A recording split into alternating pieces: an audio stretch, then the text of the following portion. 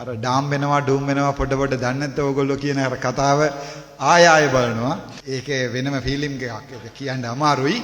කවුද ජනාධිපති කියලා කිව්වම මහින්ද රාජපක්ෂගේ නම විතරයි. මේ මහින්ද රාජපක්ෂ විතරයි සිංහල ජනතාවට. சுயேட்சை நாடாளுமன்ற உறுப்பினரான வைத்தியர் அர்ச்சுனா ராமநாதன் சமீப காலமாக ராஜபக்ச குடும்பத்திற்கு ஆதரவாக தொடர்ச்சியாக வெளியிட்டு வரும் கருத்துக்கள் தென்னிலங்கை மற்றும் வடக்கு அரசியல் களத்தில் மாபெரும் விவாதத்தை ஏற்படுத்தியுள்ளன.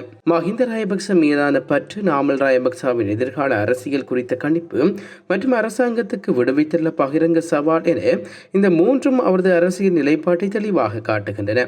சமீபத்தில் பொது நிகழ்வொன்றில் உரையாற்றிய அர்ச்சுனா எம்பி முன்னாள் ஜனாதிபதி மஹிந்த ராஜபக்சவை வெகுவாக புகழ்ந்து தள்ளியுள்ளார். அதிமேதகு முன்னாள் ஜனாதிபதி அவர்களே, உங்கள் அனுமதியுடன் நான் இவ்வளவு காலமாக சுமார் 1.5 வருடங்களாக நாடாளுமன்றத்தில் எந்த அனுபவம் இல்லாமல் பேசியிருக்கின்றேன்.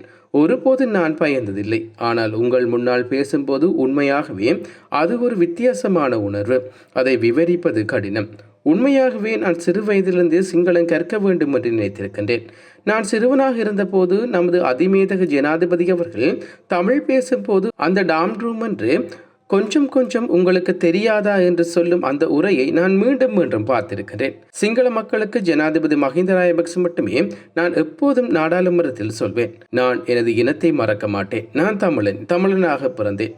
நான் ஒருவேளை சிங்களவனாக பிறந்திருந்தால் நான் உங்களுக்கு பின்னால் நின்றிருப்பேன். ஆனால் நான் தமிழனாக இருந்தாலும் நான் உண்மையை சொல்ல வருகிறேன்.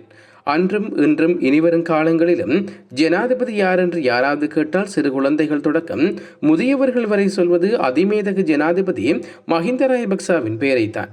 என்றென்றும் மஹிந்த தான் என அவர் அடித்து கூறினார். தற்பொழுது அரசாங்கத்தின் மீதான மக்கள் அதிருப்தி காரணமாக 2029 ஆண்டு நாமல் ராஜபக்சவே மீண்டும் அதிகாரத்துக்கு வருவார் என அர்ச்சுனா எம்பி எதிர்ப்பு கூறியுள்ளார். இது தொடர்பில் ஊடகங்களும் பேசிய அவர் இது குறித்து வைத்துக் கொள்ளுங்கள். 2029 நாமல் வருவார். அதை யாராலும் தடுக்க முடியாது என்று திட்டவட்டமாக தெரிவித்துள்ளார். மேலும் தற்போதைய எதிர்க்கட்சி தலைவர் சையத் பிரேமதாச மிகவும் மென்மையானவர் என கடுமையாக விமர்சித்த அவர் எதிர்க்கட்சியில் இருக்கும் போது பூங்கொத்துக்களை வீசக்கூடாது, செங்கற்களை வீச வேண்டும் என்று சுட்டிக்காட்டினார்.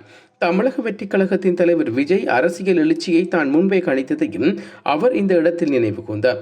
ராஜபக்சர்களுக்கு எதிரான விமர்சனங்கள் எழும்போது அவர்களை தீவிரமாக பாதுகாக்க நிலைப்பாட்டையும் அர்ச்சுனா எடுத்துள்ளார்.